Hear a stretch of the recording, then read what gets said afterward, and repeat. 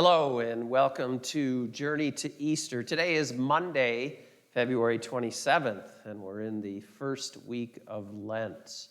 Our gospel passage in today's daily readings comes from Matthew 25, and it's that judgment story, that Jesus presents to us. And of course, in this, it's where he separates the sheep from the goats. But throughout this reading, he speaks of, I think, some actions that are important for us to live by, that will help us, but not only help us, but help others. Of course, he says, for I was hungry and you gave me something to eat. I was thirsty and you gave me something to drink. I was a stranger and you invited me in. I needed clothes and you clothed me. I was sick and you looked after me. I was in prison and you came to visit me. Jesus explains to us, how important it is, to care for others, to do for others.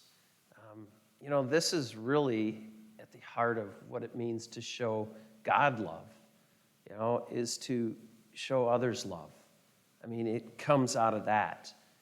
I think our challenge during this season of Lent and every day, is to think about, how we can exercise these practices. These are something we call the corporal works of mercy, within our church life.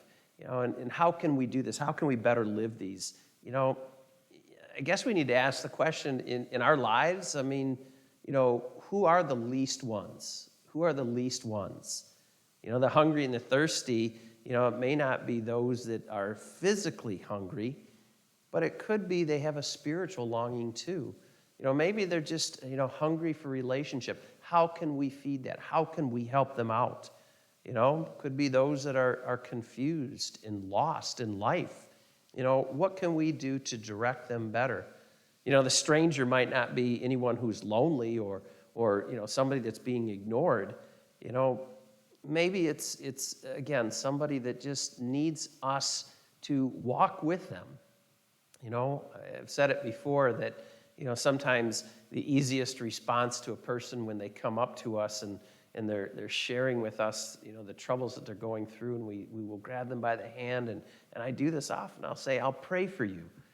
Well, I think when Jesus shares these with us today, praying is just not enough.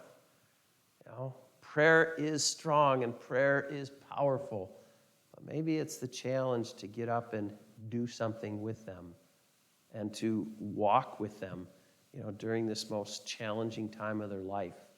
What more can we do?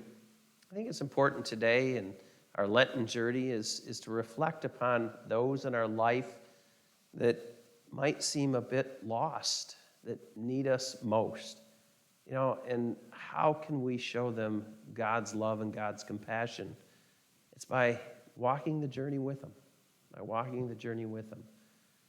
Sometimes I like to tell people, if you really want to experience God's love, go help someone.